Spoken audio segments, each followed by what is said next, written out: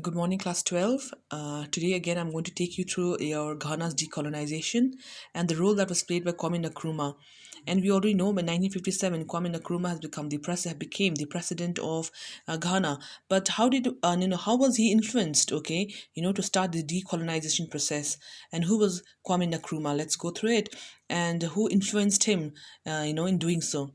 Now, as we can see the quote here, I am not African because I was born in Africa, but because Africa was born in me. That's what Kwame Nkrumah says. That means when heart and soul, okay, he was a true African. Okay, so he loved his country. Who was Kwame Nkrumah? Now, you can see Kwame Nkrumah was born in Gold Coast. As Gold Coast, as we know, it was all earlier before the independence known as, in 1909.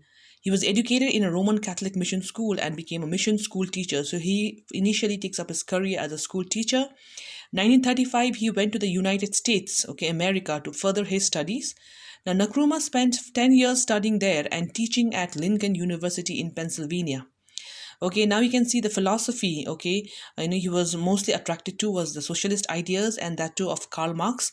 And we know what your socialism means. Okay, equal distribution of your states resources, okay, among the people. So, and that's how your country becomes prosperous. So that was the philosophy, because we can see later as he becomes a president, he also implies the same philosophy of socialism in Ghana.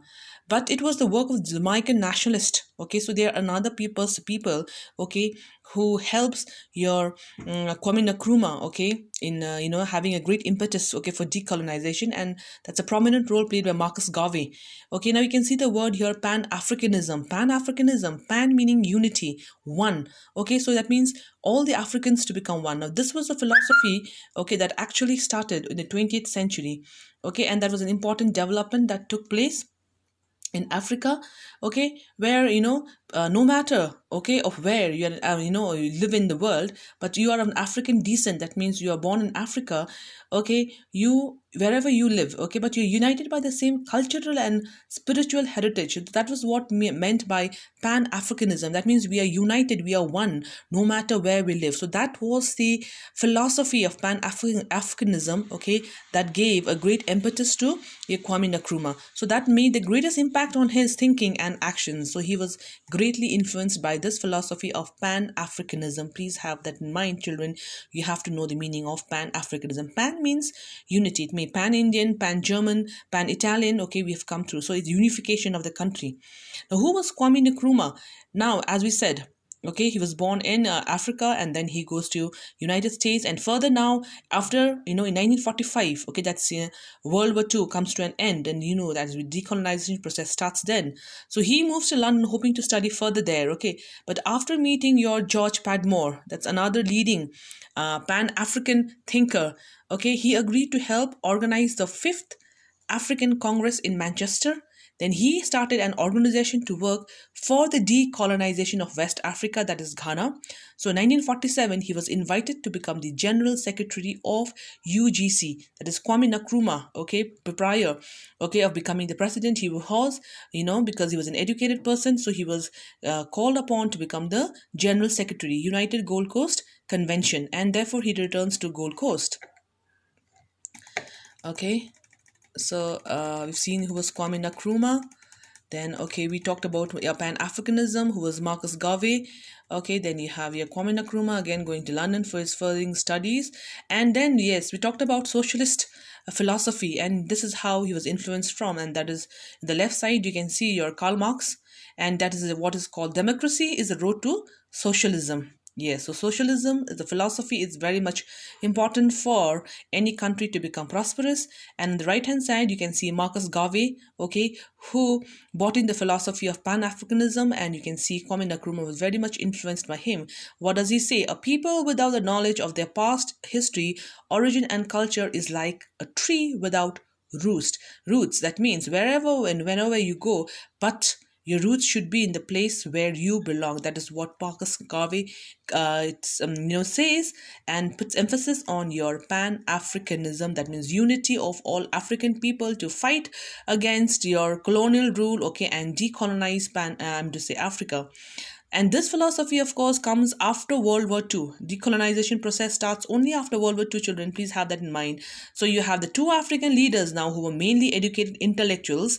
Okay, now they decided to fight for independence. So it is Marcus Garvey with the philosophy of Pan-Africanism, and you have Kwame Nkrumah, another intellectual. So they were also attracted to the idea that once independent, African countries should join together in a pan-continental union. That means all the people, Africans from the world, okay, should come together. And this map actually portrays that. You can see the hand that is, the fist that is made. That means we are all one inside and outside Africa. So that you have the influence of Pan-Africanism. A few educated Africans who were able to study further in Europe and America. Now, those who went to America met African Americans, and then these were the Americans who were taken to America. Of course, they were the descendants of the slaves, as we see the slavery business in America. And that's how we have the Civil War in North America and South America. Yes. Okay. So many of them were deeply influenced by this Pan-Africanist ideas.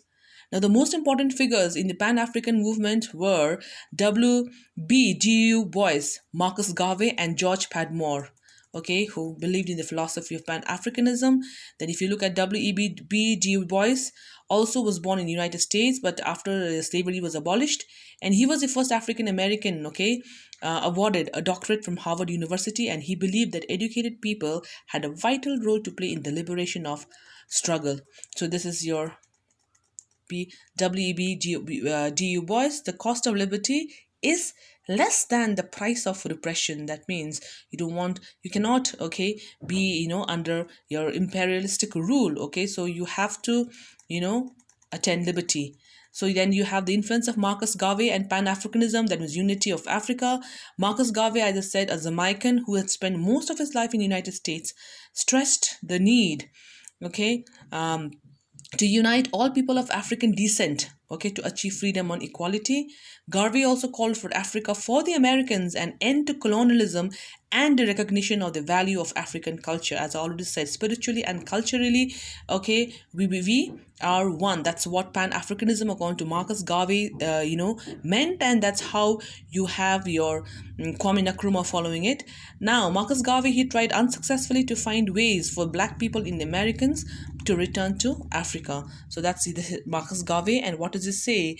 If you have confidence in self, you are twice defeated in the race of life. That means it doesn't matter in the color, okay, of black or white, or which race you belong to, okay, but you have to have confidence in yourself, and then of course you'll never be defeated. That is what Marcus Garvey says, and this is your Pan-Africanism that takes place in and out of Africa. So this was the contribution, and hence you have your Ghana being independent by 1957, and you have Kwame Nkrumah becoming the president. Now, after he becomes the president, okay, Kwame Nkrumah takes up the socialist values and tries to implement, okay, in for the development of Ghana, okay, but that ultimately again he did, okay, have your success in it, okay, the internal and external achievements, but then again it finally leads to his decline, because okay, he forgets the path of democracy and he leads, okay, in another authoritarian government. Okay, so we will talk about that in the next class, children, okay, that is tomorrow. So till then, be safe, and whatever we have discussed now, okay, please go through it and write down the main points, okay, like Pan-Africanism, and who was Marcus Garvey. So all these points you have to collect that, and make a note of it. Okay, today you don't need to send me an email for this. This is an explanation of your Kwame Nkrumah, and of course, yes, you have to make a note of Kwame Nkrumah's education. Who was Kwame Nkrumah? You should be knowing that, because we're talking about him as being the president of Ghana and his work, okay, as the president. Okay, thank you, class.